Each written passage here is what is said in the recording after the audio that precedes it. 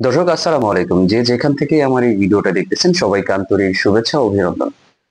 আচ্ছা দর্শক, আপনাকে যদি জিজ্ঞেস করা হয় যে বর্তমানে ওয়ার্ল্ডের সেরা বোলারদের মধ্যে সেরা কে, আমার কাছে মনে হয় আপনারা ঘুরে ফিরে কয়েকজনের নামই বলবেন। বাট আমার কাছে ব্যক্তিগতভাবে যাকে সেরা মনে হয় তিনি হচ্ছেন জাসপ্রীত বুমরা। এই জাসপ্রীত বুমরাকে বাদ রেখে যখন টিম ইন্ডিয়া ইংল্যান্ডের এগেনস্টে দ্বিতীয় টেস্ট খেলতে নামলো, আপনি কি ভেবেছিলেন আপনার জায়গা থেকে যে ইন্ডিয়া জাসপ্রীত বুমরাকে ছাড়া এই টেস্ট ম্যাচটা জিততে চলেছে? যে বোলারটা কিনা লাস্ট ম্যাচে 5টা উইকেট নিয়েছেন, সেই বোলারটাকে বাদ রেখে ইন্ডিয়া কেমন করে এত বড় একটা রিস্ক নিয়ে খেলতে নামলো, সেটা অনেক বড় একটা চর্চার বিষয় হতে পারতো না? যদি ইন্ডিয়া হেরে যাইতো, হতে কিন্তু পারতো, বাট সৌভাগ্যক্রমে ইন্ডিয়া অনেক ভালোভাবেই ইংল্যান্ডের এগেনস্টে দ্বিতীয় টেস্ট ম্যাচটা জিতে গেছে। আর সেইখানে কোনো তর্ক বিতর্ক হয় নাই। বুমরা যে দলে ছিলেনই না, বুমরা যে ক্রিকেট খেললেনই না, বুমরা যে ভারতের এই জয়ে কোনো সহায়তা করতে পারলেনই না, সেটা আমার কাছে কোনো রকমের আশ্চর্যই লাগলো না। আর তার অনুপস্থিতি আমাদেরকে কোনোভাবে ভোগালোই না, আমাদেরকে মিস করালো না বুমরাকে। ব্যাপারটা আসলে অত্যাশ্চর্য লাগলো আমার কাছে। একজন টেস্টের সেরা বোলার তিনি তার দলের সাথে খেলছেন না, আর তার অনুপস্থিতি তার দলকে কোনো মাত্রাতেই, কোনো 1%, 2%, 3%ও ভোগাচ্ছে না। ব্যাপারটা সত্যি আশ্চর্যের বিষয়। আসল কথা কি জানেন, একটা চ্যাম্পিয়ন সাইডের জন্য, একটা চ্যাম্পিয়ন দলের জন্য কখনো না পার্টিকুলার কোনো একজন প্লেয়ারের উপরে ডিপেন্ড করে বসে থাকে না। তাদের না সবসময় একটা আহ লম্বা একটা টল একটা পাইপলাইন থাকে, যে যদিও সে না থাকে তাহলে আমাদের অমুক আছেন অমুক আছেন, তাদেরকে দিয়ে আমরা এই কাজটা করাবো।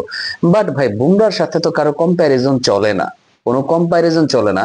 প্রথম টেস্ট ম্যাচটাতে যেখানে বুমরা 5টা উইকেট পেয়েছিলেন, সেখানে কিন্তু তাকে আসলে ওইরকম সহায়তা কেউ করতে পারেন নাই। মোহাম্মদ সিরাজ, প্রসিদ্ধ কৃষ্ণা, দুইজনের কেউই কিন্তু তেমন একটা ব্যাকআপ তাকে দিতে পারে নাই। আমার কাছে মনে হয় যেন প্রথম টেস্ট ম্যাচটাতে যদি তারা সেই ব্যাকআপটা দিতে পারতো জাসপ্রীত বুমরাকে, তাহলে ভারত ম্যাচটা জিততে পারতো প্রথম টেস্টটাও। কিন্তু সেটা সম্ভব হয় নাই। এই দ্বিতীয় টেস্টে এসে দেখেন, যেখানে বুমরা নাই সেখানে আপনি কিভাবে আশা করতে পারেন যে মোহাম্মদ সিরাজ, প্রসিদ্ধ কৃষ্ণারা জ্বলে উঠবে, আকাশদীপরা জ্বলে উঠবে? আসলে কি ভাই, এরকমটাই হয়। আপনি যখন আপনার দলের একজন ভাইটাল প্লেয়ার দলে থাকেন না, আর তার দায়িত্বটা যখন অন্যদের উপরে গিয়ে বর্তায়, তার দায়িত্ব যখন অন্যদেরকে পালন করতেই হবে, তখন তারা না নিজেদের একটা মাইন্ড সেট আপ করে নেয় যে যেহেতু জাসপ্রীত বুমরা নেই, সেহেতু we have to do this, we have to do this for my team, we have to do this for my country. এই থিঙ্কিংটা যখন আপনার মাথার মধ্যে ঢুকে যায় যে অন্য কেউ নাই, আমাকেই করতে হবে, তখন আপনার মধ্যে থেকে সেরা আউটপুটটা বের করে নিয়ে আসা সম্ভব। আর আমার কাছে মনে হয় যেন টিম ইন্ডিয়া ঠিক সেই জিনিসটাই করছে, যে জাসপ্রীত বুমরাকে বসিয়ে রেখে আকাশদীপকে খেলানোটা আমার কাছে মনে হচ্ছে দারুণ একটা সিদ্ধান্ত হচ্ছে। দেখেন ভাই, জাসপ্রীত বুমরা নাই, কিন্তু আকাশদীপ এবং মোহাম্মদ সিরাজ যেভাবে বোলিংটা করেছেন, আগুন ঝরানো স্পেল।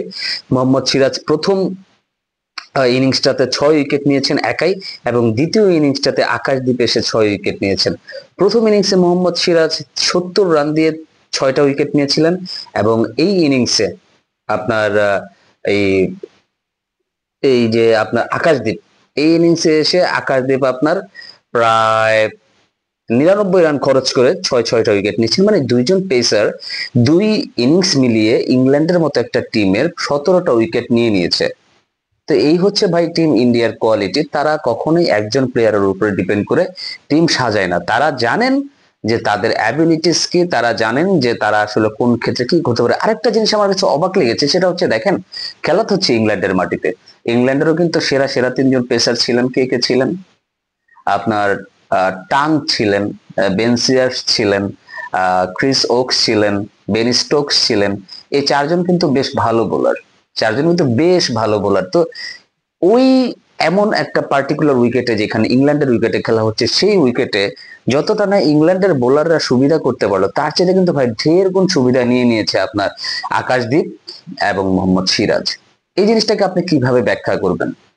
কিভাবে ব্যাখ্যা করা যায়? আপনি যদি খেলাটা পুরো নাও দেখে থাকেন, খেলার হাইলাইটস যদি দেখেন, দুই একটা স্পেল দেখবেন যে কি সুইং, ইন সুইং, কি আউট সুইং মোহাম্মদ সিরাজেরও, আকাশদীপেরও। কি দারুণ বোলিং করেছেন এই দুজন পেসার। আমার কাছে ভাই অনেক অনেক অনেক ভালো লেগেছে যে জাসপ্রীত বুমরার অভাবটা এই টেস্ট ম্যাচে কোনোভাবেই পরিলক্ষিত হতে দেন নাই এই দুজন বোলার। এখন পরবর্তী খেলা হচ্ছে ভারতের লর্ডসে, লন্ডনে। হোপফুলি জাসপ্রীত বুমরা তো কামব্যাক করবেনই। সেই ক্ষেত্রে আসলে আহ কি বলবো, আমার কাছে মনে হয় যেন ভারতকে একটা মধুর সমস্যায় পড়তে হবে এই স্কোয়াড নিয়ে, কাকে রাখবেন কাকে ছাড়বেন। তো দেখা যাক কি হয়। সবাই ভালো থাকবেন, সুস্থ থাকবেন। আসসালামু আলাইকুম।